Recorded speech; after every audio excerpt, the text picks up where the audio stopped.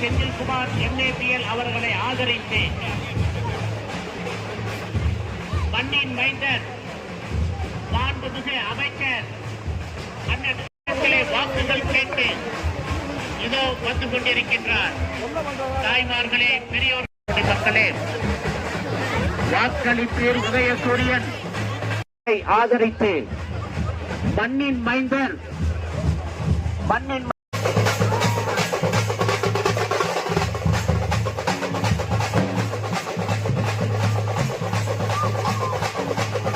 முதலமைச்சராகிட திராவிட model ஆட்சி மீண்டும் தொடர்ந்திட வாக்களிப்பீர் உதயசூரியன், ஆதரிப்பீர் உதயசூரியன் என்று கேட்டு தன்னுடைய திருக்கரத்தால் திண்டுக்கல் மாநகரத்திற்கு 4500 பேருக்கு இலவச வீட்டுமனை பட்டாக்கள், சதுரடி 1000 ரூபாய் 2000 ரூபாய் இருந்தாலும் இந்த மக்களுக்கு நாங்கள் சொன்னதை செய்வோம் என்று இலவச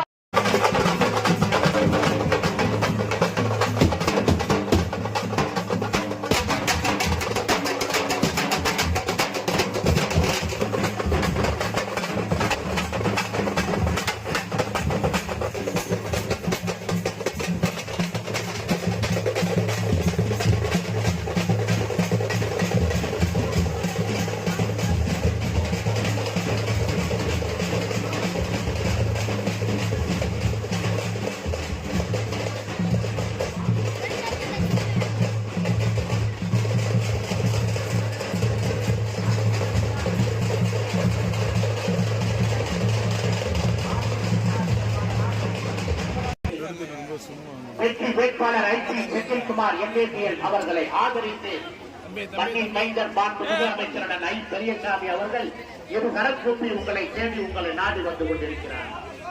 பெரியோர்களே, எங்களை பெற்றெடுத்த தாய்மார்களே,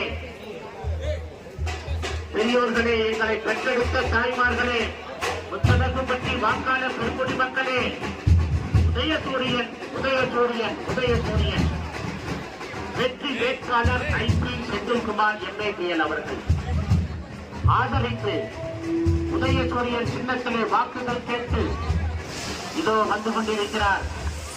மண்ணின் மைந்தர் மாண்புமிகு அமைச்சர் அண்ணன் ஐ பெரியசாமி அவர்கள் இதோ வந்து கொண்டிருக்கின்றார்கள். பெரியோர்களே, தாய்மார்களே, வாக்காளர் பெருங்குடி மக்களே, திண்டுக்கல் மாநகரிலே 4000 பேரண்டிற்கும் பெருமதிப்புக்குரிய நம்முடைய உத்தரவுப்பட்டியை சேர்ந்த வாக்காளர் பெருங்குடி மக்களே, நடைபெற இருக்கிற சட்டப்பேரவை தேர்தலில் தங்களினுடைய மேலான ஆதரவினை மதச்சார்பற்ற கூட்டணியினுடைய வெற்றி வேட்பாளர் தம்பி செந்தில்குமார் அவர்களுக்கு பெருவாரியான வாக்குகளை அள்ளித் தந்து மாபெரும் வெற்றியை ஈட்டித் தருமாறு நம்முடைய முத்தலகுப்பட்டியில் இருக்கின்ற அருமை பெரியோர்களையும் அன்பிற்குரிய தாய்மார்களையும் நான் பணியன்போடு கேட்டுக்கொள்ள வருகின்றேன். குறிப்பாக கடந்த 5 ஆண்டு காலத்தில் நம்முடைய முதல்வர் தளபதி ஸ்டாலின் அவர்கள் கொண்டு வந்த தேர்தல் வாக்குறுதிகள் அத்தனையும் பெரும்பாலும் நிறைவேற்றி இன்றைக்கு ஒரு பொற்கால ஆட்சியை இன்றைக்கு தமிழகத்திலே உருவாக்கி இருக்கிறார்கள். ஆகவே இந்த பொற்கால ஆட்சி தொடர வேண்டும், மீண்டும் தொடரப் போகிறது. ஏனென்றால் இன்றைக்கு தமிழ்நாட்டில் பாரதிய ஜனதா கட்சி எப்படியாவது கால் ஊன்றிவிட வேண்டும் என்று மற்றவர்களோடு கூட்டணி வைத்து உங்களை சந்திக்க வருகிறார்கள். இது இந்த தேர்தல் மட்டுமல்ல, எதிர்கால சந்ததிக்கும் ஒரு சவாலாக இருக்கும் என்பதை நீங்கள் எல்லாம் நன்றாக அறிவீர்கள். இன்றைக்கு மிக முக்கியமாக நம்முடைய தளபதி மு க ஸ்டாலின் அவர்கள் 1,51,00,000 பேருக்கு மகளிர் உரிமையை வழங்கி தொடர்ந்து இப்பொழுதும் தங்களுடைய மனுக்களை எல்லாம் பெற்று அடுத்த மாதமே இனி உங்களுக்கு விடுபட்டவர்கள் அத்தனை பேருக்கும் ரூபாய் 2000 வழங்கப் போகின்ற அரசுதான் வர இருக்கின்ற ஸ்டாலினுடைய அரசு என்பதை நீங்கள் நினைவில் வைத்துக் கொள்ள வேண்டும். ஏனென்றால் இன்னைக்கு தமிழக மக்களுடைய எண்ணங்கள் எங்கு பார்த்தாலும் ஸ்டாலின் அரசு மீண்டும் தொடர வேண்டும் என்று நம்முடைய மகளிர்கள் இன்றைக்கு வரவேற்கிறார்கள். லட்சம், அதாவது கோடான கோடி மகளிர்கள் இன்றைக்கு வரவேற்கிறார்கள். காரணம், இன்றைக்கு எல்லா திட்டங்களும் மகளிருக்காகத்தான் நம்முடைய முதலமைச்சர் தளபதி ஸ்டாலின் அவர்கள் உருவாக்கி அதற்கு முக்கியத்துவம் கொடுக்கின்றார்கள். குறிப்பா நம்முடைய விடியல் பயணம் என்பது நகர பேருந்துகளில் நம்முடைய பெண்கள் எல்லாம் எல்லோரும் கட்டணம் இல்லாமல் பயணம் செய்யலாம் என்ற முதல் கையெழுத்தை போட்டு கோடான கோடி பெண்கள் இன்றைக்கு அனுபவித்துக் கொண்டிருக்கிறார்கள். நகர்ப்புறத்தில் இருக்கின்ற பெண்கள். அதுபோக இன்னைக்கு பார்த்தீர்கள் என்றால் முழுக்க இந்த திட்டம் எப்பொழுது எல்லோருக்கும் எல்லாம் என்கிற நிலை ஏற்படுகின்றதோ அதுவரை தொடர்ச்சியாக நான் விடுபட்டு போன மகளிருக்கெல்லாம் மகளிர் உரிமை தொகை வருகின்ற காலத்திலே 2000 வழங்க வேண்டும் என்று இன்னைக்கு தேர்தல் வாக்குறுதியில் அறிவித்திருக்கிறார்கள். இது மட்டுமல்ல, பொருள் வாங்க வேண்டும் என்றால் ஒரு காலத்திலே கலைஞர் டிவி கொடுத்தோம். இன்னும் எல்லார் வீட்டிலையும் கலைஞர் டிவி, கட்சி பார்க்காமல், ஜாதி பார்க்காமல், மதம் பார்க்காமல் எல்லா வீட்டுக்கும் எல்லா கலர் டிவி கொடுத்தோம். எந்த குறைபாடு இல்லாம கலர் டிவி கொடுத்தோம். இன்னைக்கு எல்லார் வீட்டில இருக்கு. அடுத்து வந்த எதிர்கட்சி ஆட்சியாளர்கள் அவர்கள் கொடுத்தார்கள், மிக்சி கிரைண்டர்னு ஒண்ணு கொடுத்தாங்க. எந்த வீட்லயும் ஒரு மிக்சி கிடையாது, கிரைண்டர் கிடையாது. எங்க இருக்குன்னு தெரியல, எங்க போச்சுன்னு தெரியல. அந்த அளவிற்கு அந்த பொருளை அரசு கொடுத்து மக்களுடைய மனதிலே வெறுப்பைத்தான் சம்பாதித்தார்கள். ஆகவேதான் மிகவும் தெளிவாக நம்முடைய முதல்வர் தளபதியார் அவர்கள் இதை அவர்கள் கரங்களிலே சேர்க்க வேண்டும். அவர்கள் விரும்பிய பொருட்களை அவர்களாகவே தேர்வு செய்கின்ற உரிமை, இந்த 8000 ரூபாய் கொடுத்து வாங்குகின்ற உரிமையை மகளிருக்கு கொடுத்த பெருமை இந்தியாவில் எந்த முதலமைச்சரும் செய்யவில்லை. நம்முடைய முதல்வர் தளபதியார் தான் செய்திருக்கிறார்கள்.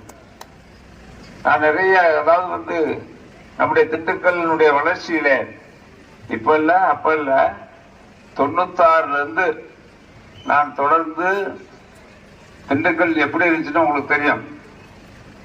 எங்கு பாரு தாலுகா ஆபீஸ் ரோட்ல இருந்து அருணகுளம் ரோட்ல இருந்து நாகல் நகர் வரைக்கும் எல்லா பகுதியுமே 96ல நான் அமைச்சராக வந்தவொழுதுதான் கோசிமணி எப்ப திண்டுக்கல்ல நாங்க நடந்து போகாத வீதியும் கிடையாது, ரோடும் கிடையாது, பாதையும் கிடையாது. அத்துறைக்கும் சாலை வசதிகளையும் கால்வாய் வசதிகளையும் அமைத்து திண்டுக்கல் என்ற முகம் பளிச்சென்று தெரிவதற்கு உதவிய அரசு திராவிட முன்னேற்ற கழக அரசு என்பதை நீங்கள் தயவுசெய்து மறந்துவிடக்கூடாது. தாலுகா ரோட்ல கூட நடக்க முடியாது. நீங்க காட்டுல மேட்ல கூட நடந்துடலாம். தாலுகா ரோட்லாம் அவ்வளவு மோசமா இருந்துச்சு. இங்க இருக்கவங்களுக்கு எல்லாம் தெரியும், முத்தரப்பட்டில் இருக்கக்கூடிய நம்முடைய மக்களுக்கெல்லாம் தெரியும், உழைப்பாளர்களுக்கு தெரியும். அவ்வளவு மோசமா இருந்தது. அவரே அமைச்சரே நடந்து வந்து வேண்டிய நிதியை கொடுத்து எல்லாம் பண்ணோம். 89லே பார்த்தீர்கள் என்றால் குடிநீர் திட்டம் எங்கேயுமே டேங்கே கிடையாது. திண்டுக்கல்ல எம்ஜிஆர் அவர்கள் ஆட்சி இருந்த பொழுது பேரணி திட்டம்னு ஒண்ணு கொண்டு வந்தார். அந்த பேரணி திட்டத்துக்கு டேங்கே கட்டல. நீங்க மேட்டுப்பட்டியில டேங்க் கட்டல. நான் இன்பத்துக்குள்ள எம்எல்ஏ வந்த பின்னாடி தான் அங்க கட்டணும்னு இங்க இருக்க நகர செயலாளர் எல்லாம் சொன்ன பின்னாடி மேட்டுப்பட்டி அந்த பகுதிகளுக்கெல்லாம் டேங்க் அமைத்து நம்ம பொன்முடியை கூப்பிட்டு வந்து, அன்னைக்கு அமைச்சராக இருந்த பொன்முடியை கூப்பிட்டு வந்து திறந்து வச்சோம். ஆக எல்லா பகுதிக்கும் டேங்க்ங்கிறது அன்னைக்கு தான் நம்ம உருவாக்கணும். ஆக ஒவ்வொரு வளர்ச்சியும் திராவிட முன்னேற்ற கழக ஆட்சி காலத்தில் தான் இங்க வளர்ச்சி அடைந்திருக்கிறது. இப்ப காவேரி கொண்டு வந்தோம் 2வது முறை. இதே முதலமைச்சர் தளபதி ஸ்டாலின் அவர்கள் தான் வந்து திறந்து வைத்தார்கள். பாலபாரதி எம்எல்ஏ இருக்கின்ற காலத்துல. இப்ப 2021ல நான் அமைச்சராக வந்த உடனே நேரடியாக முதலமைச்சரை பார்த்து திண்டுக்கல், ஆத்தூர், ஒட்டஞ்சித்திரம் மற்றும் வேடசந்தூருக்கு ஒரு கூட்டுக்குடிநீர் திட்டம் வேண்டும் என்று கேட்டு அவர்கள் 1392 கோடி கொடுத்தாங்க. அதுல திண்டுக்கலுக்கு பிரத்யேகமா ரெட்ரோஃபிட்னு பழைய திட்டம் ஃபெயிலா இருக்கு. இந்த தண்ணீர் காவேரி ஆற்றிலிருந்து நேரடியாக திண்டுக்கலுக்கு 10 ml தண்ணீர் போக வேண்டும் என்று கேட்ட நேரத்திலே அதற்கான தொகையை வழங்கி இன்றைக்கு பணிகள் முடிந்து இப்ப அதிகபட்சம் போனா இன்னைக்கு ஏப்ரல், மே, ஜூன், ஜூலை, ஆகஸ்ட் மாசம் 1ஆம் தேதி திண்டுக்கல் நகரமே தண்ணீர் போதும் போதும் என்கிற அளவிற்கு நீங்கள் உங்களுக்கு வந்து சேரும் என்ற உறுதியை, அதுக்கு பேரு இதுவரைக்கும் காவேரி காவேரின்னு நீங்க பேசுறீங்க, அந்த காவேரி எல்லாம் பொய்யா போச்சு. காரணம், இடையில இருக்கின்றவர்கள் தண்ணீரை எடுத்துக்கொண்டார்கள். இப்ப வேடசந்தூருக்கு தனி திட்டம் கொடுத்தாச்சு 250 கோடியில. என்ன காரணம்னா, நீங்க தனி பைப் லைன்ல அவங்களுக்கு மட்டும் போகும், இதை தொட முடியாது. ஒட்டஞ்சரத்து கொடுத்தாச்சு. இப்ப வந்து திண்டுக்கலுக்கு தனியா வருது, ரெட்டியார் சத்திரத்துக்கு அகரந்தாடி கொம்புக்கு தனியா போகுது. அப்படித்தான் இந்த திட்டம் வகுக்கப்பட்டுள்ளது. இதுதான் சிறப்பான திட்டம். இது ஸ்டாலின் காவிரி குடிநீர், புதிய காவிரி குடிநீர் திட்டம் என்று பெயர் வைக்க வேண்டும். அந்த அளவிற்கு இந்த திட்டம் சிறப்பாக இன்றைக்கு இறுதியான கட்டத்தில் வந்து சேர்ந்திருக்கிறது.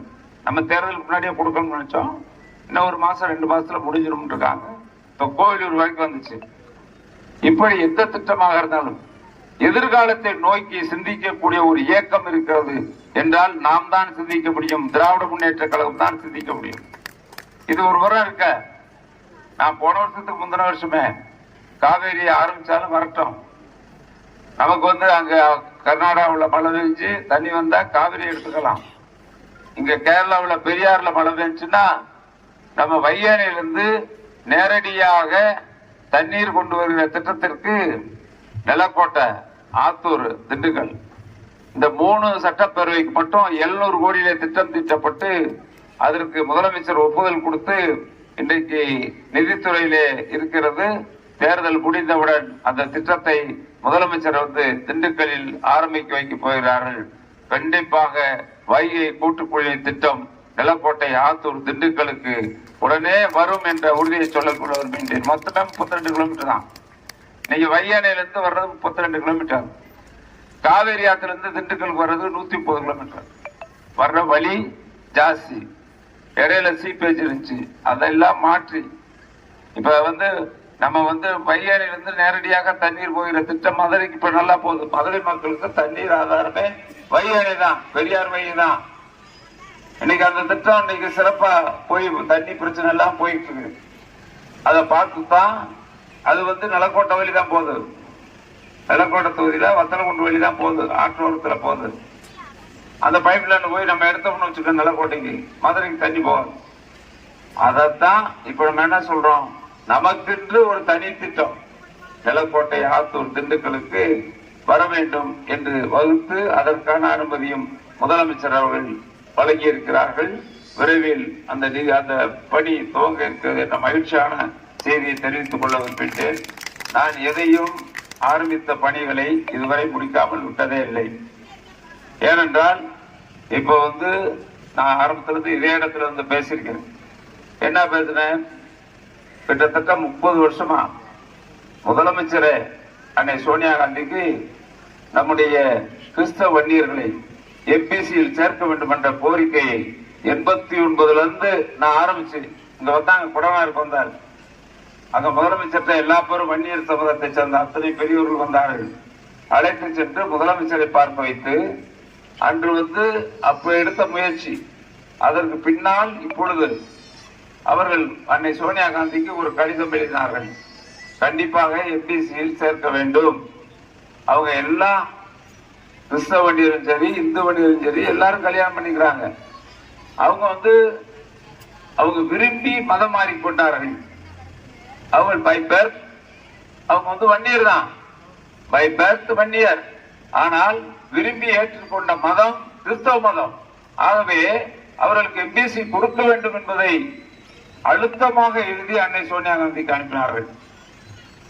அப்ப போனது என்ன தடை என்று தெரியவில்லை. நம்ம கூட்டணி ஆட்சியில நம்ம அன்புமணிக்கு நம்முடைய முதலமைச்சர் அவர்கள் ஐயா டாக்டர் ஐயா பேச்ச கேட்டு ஒரு எம்பி வாங்கி கொடுத்தாரு, மந்திரி ஆக்கி விட்டாங்க. சுகாதாரத்துறை அமைச்சராக இருந்தார், அவர் தாங்க மந்திரியா இருந்தார் டெல்லியில. அவங்க என்ன நினைச்சாங்கன்னு தெரியல. யாரும் இந்து வன்னியர் யாரும் நம்ம எம்பிசி ஆக்குவதற்கு யாரும் எதிர்ப்பு தெரிவிக்கவில்லை. மொத்தத்துக்கு என்ன 1 லட்சம் பேர் 1 லட்சம் பேர் இருக்கும். 80 லட்சம் ஒரு கோடி பேர்ல ஒரு 1 லட்சம் பேர் நம்மளுக்கு வந்து ஒரு 7 லட்சம் 8 லட்சம் இருப்பாங்க கிறிஸ்தவங்க. பரவலாக கிறிஸ்தவ வன்னியர்கள் ஒரு 8 லட்சம் 9 லட்சம் இருப்பாங்க. ஆனா மொத்த ஜனத்தொகை 1 கோடிக்கு வந்திருக்கு. அதுல என்ன அவங்களுக்கு என்ன கஷ்டம் இருக்குன்னு தெரியல. அது என்ன காரணத்தாலோ அது அப்படியே அந்த கடிதம் போனது. தலைவரே திரும்ப திரும்ப சொன்னார்கள். ஆனால் அந்த கூட்டணி இருந்த காரணத்தினால் ஒரு வேளைக்கு கிறிஸ்தவனியர்ல எம்பிசியில சேர்த்தாச்சுன்னா எல்லாம் பரிசு எழுதுனாங்கன்னா கிறிஸ்தவனியர்லாம் நல்லா படிக்கிறாங்க. பள்ளிக்கூடம் காலேஜில் நிறைய படிக்கிறாங்க. பள்ளிக்கூடம் இருக்கு. படிச்சு இவங்க பரிசு எழுதி எல்லா இடத்தையும் நம்ம பிடிச்சிருவாங்க.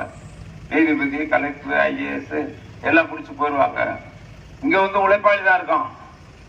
நம்ம எல்லாமே படிச்சிருக்கோம். எல்லாம் உழைப்பாளிகள் தான். விவசாயம் பார்க்குறோம், வேறு தொழில் பார்க்குறோம், வியாபாரம் பார்க்குறோம். எல்லா பேரும் காலையில் எழுந்திரிச்சா மார்க்கெட்டில் போய் தொழில் பண்ணுறோம்.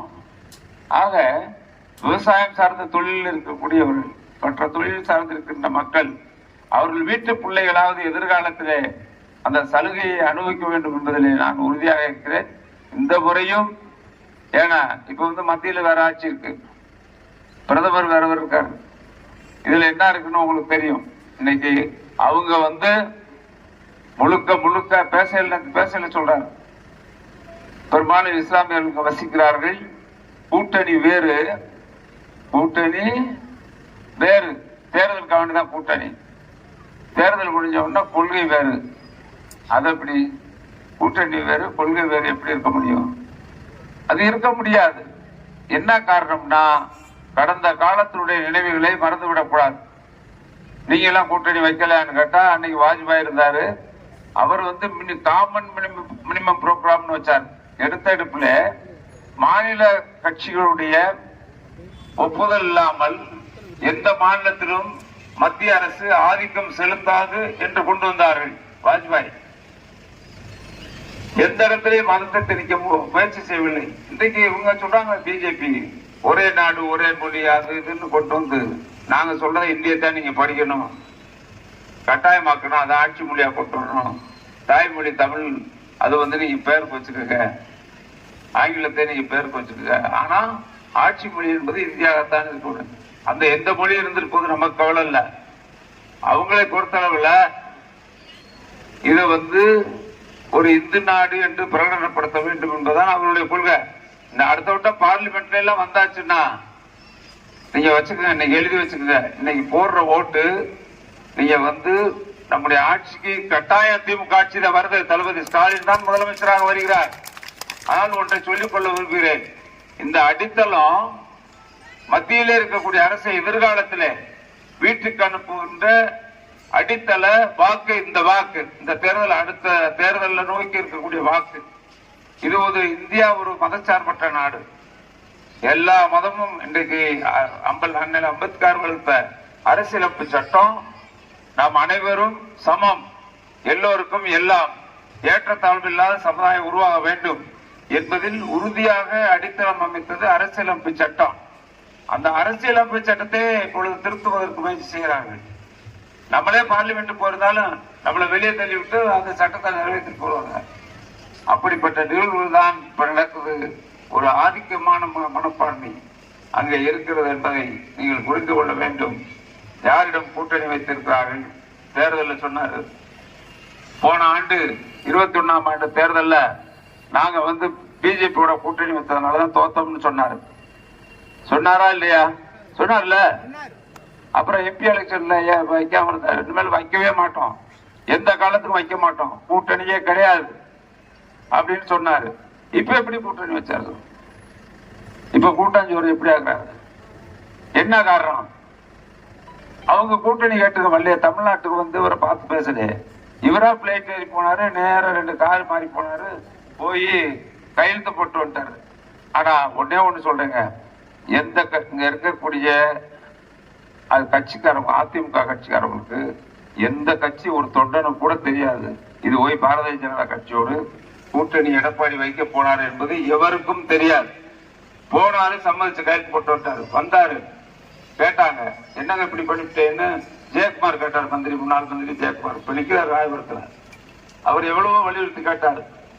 நான்லாம் தோத்ததுக்கு காரணம் நீங்க பிஜேபி கூட்டணி தான், கூட்டணியே போகக்கூடாதுன்னு அடிச்சு அறிக்கையே சொன்னாரு. எத்தனை முறை பத்திரிகையாளரை பார்த்து சொன்னாரு, நீ போனா போ, எங்களுக்கு அதை பத்தி கவலை இல்லை அப்படின்ட்டாரு. இப்ப என்ன, நீ தோத்தான்னா போனான்னா இருந்தான்னா கட்சி உண்மையிலே ஒரு மந்திரியாளர்களுடைய கோரிக்கையை தூக்கி எறிந்து விட்டு நாங்க பிஜேபியோட போவோம். காரணம் நாங்க எங்களை காப்பாத்திக்கிறோம். இப்ப அவங்களுக்கு என்னன்னு கேட்டீங்கன்னா, தேர்தல் வெற்றி ஆட்சி அமைக்க போறோம் அப்படிங்கிற உறுதியெல்லாம் நிச்சயமா கிடையாது. புள்ளி அளவோட கிடையாது. தமிழ்நாட்டுல மீண்டும் திராவிட முன்னேற்ற கழக கூட்டணி 200 இடங்களில் வெற்றி வரும் என்ற உறுதியை நான் தெரிவித்துக் கொள்ள வருகிறேன். என்னென்னத்தோ பேசுறாங்க. என்னன்னா, விஜய் அவர் கிறிஸ்டின் ஓட்டை பிரிச்சிருவாரு, இஸ்லாமியர் ஓட்டை பிரிச்சிருவாரு, திமுக குழுகிற ஓட்டை பூரா மொத்தம் கொண்டு போயிடுவாரு. ஓட்டே திமுக குழுகிற ஓட்டு கிறிஸ்தவ ஓட்டு இஸ்லாமியர் ஓட்டு தான் விழுகுது, அதுலதான் வெற்றி பெறுகிறார்கள். அதை பிரித்து விட்டால் விசில்லாம் பிரிச்சுட்டு போயிடுச்சுன்னா நம்ம ஆட்சிக்கு வந்துடலாம் அப்படின்னு ஒரு முகமடியை போட்டுறாங்க. அவருக்கு பார்த்தா ஒரு இந்த காரணம் இல்ல, ஒரு கூட்டத்துக்கு போனாரு, அந்த நெரிசல்ல இறந்தாங்க, அது ஒரு ஆக்சிடென்ட். ஆனா அதுக்கு ஒரு சிபிஐ என்கொயரி போட்டு எப்படிடா இந்த விஜய கூட்டணி கொண்டு வரலாம்னு பார்த்தாங்க, இழுத்து பார்த்தாங்க, பேசி பார்த்தாங்க. அப்புறம் என்ன பண்ணாங்க, கூட்டணி கூப்பிட்டோம்னா வாக்கு திரும்பி போயிடும், அங்க போய் சேர்ந்துட்டாருன்னா சிறுபான்மை வாக்கு எல்லாமே பூரா திமுகவுக்கு போயிடும், வேணாம், இவர் பிரிச்சாத்தான் நமக்கு லாபமே தவிர நமக்கு அவர் நம்ம சேர்த்தா லாபம் இல்லை அப்படின்னு லாப நஷ்ட கணக்கு போட்டு அதிமுகவும் பிஜேபியும் கூடி போச்சு. இன்னைக்கு விசில் களத்துல இருக்கு, வேற ஒண்ணும் இல்ல. ஆகவே அருமை பெரியோர்களே, அன்பிற்குரிய தாய்மார்களே, சகோதர சகோதரிகளே, என்றைக்கும் மக்கள் நலனில் அக்கறை உள்ள ஒரு இயக்கம் திராவிட முன்னேற்ற கழகம். உங்களுடைய நலனை அடிப்படையாக வைத்துத்தான் நான் திட்டங்கள் எல்லாம் நிறைய பேசுறத புண்ணியம் இல்ல. காலை உணவு திட்டம் நம்ம கேட்கல, அறிவிக்காத திட்டம் தான். நம்ம பிள்ளைகளுக்கு இன்னைக்கு 5வது வரைக்கும் இருந்ததை இப்ப 8வது வரைக்கும் கொண்டு விட்டாங்க. ஒரு காலத்திலே காங்கிரஸ் ஆட்சி காலத்திலே பெருந்தலைவர் காமராஜர் தான் மதிய உணவு திட்டத்தை கொண்டு வந்தார்கள் என்று இன்னும் சொல்கிறார்கள். ஆனா சரித்திரத்தில் இனிமேல் எந்த அரசியல்வாதியும் காலை உணவு திட்டம் யார் கொண்டு வந்தார்கள் என்றால் அது ஸ்டாலின் தான் கொண்டு வந்தார் என்பதை மறைக்க முடியாது. இதுதான் திராவிட முன்னேற்ற கழகத்தினுடைய ஆக்கப்பூர்வமான எல்லா பணிகளும் நம்ம செய்யறோம். இதை விட ஒரு பெரிய திட்டத்தை முதலமைச்சர் ஏற்றுக்கொண்டிருக்கிறார்.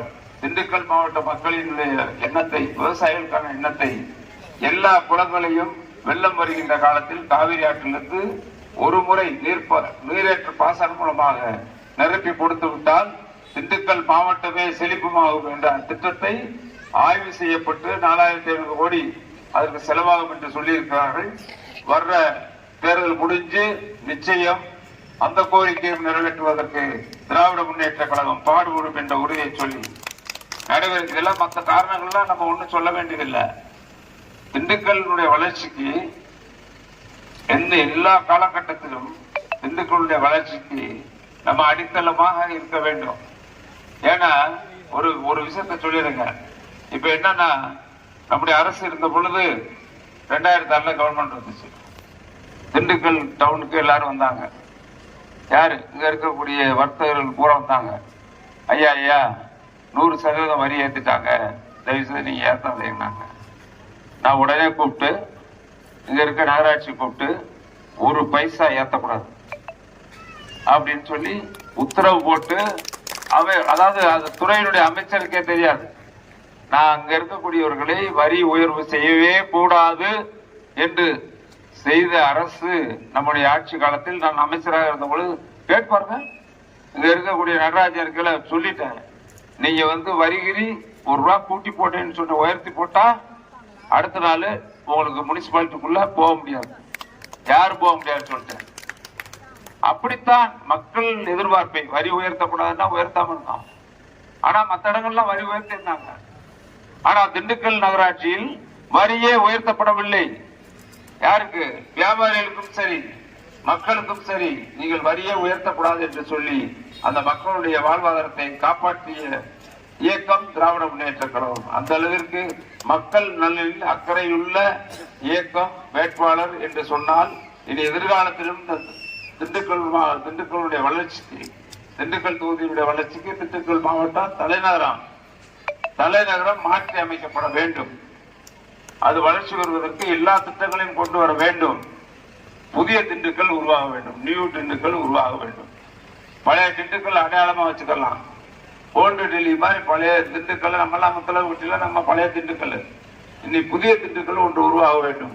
அப்பொழுதுதான் இது ஒரு தலைமை நகரம் என்கிற அளவிற்கு ஒரு அழகு வரும். அந்த அழகான நகரத்தை உருவாக்குவதற்கு நாம் அனைவரும் ஒன்றுவிட்டு நடைபெறுகிற சட்டப்பேரவை தேர்தலில் உங்கள் அன்பை பெற்ற வேட்பாளர் உங்கள் வீட்டு பிள்ளை தம்பி செந்திலுக்கு உதயசூரியன் சின்னத்திலே வாக்களித்து வெற்றி பெற செய்ய வேண்டுமாய் அன்போடு கேட்டு விடைபெறுகின்றேன். நன்றி, வணக்கம்.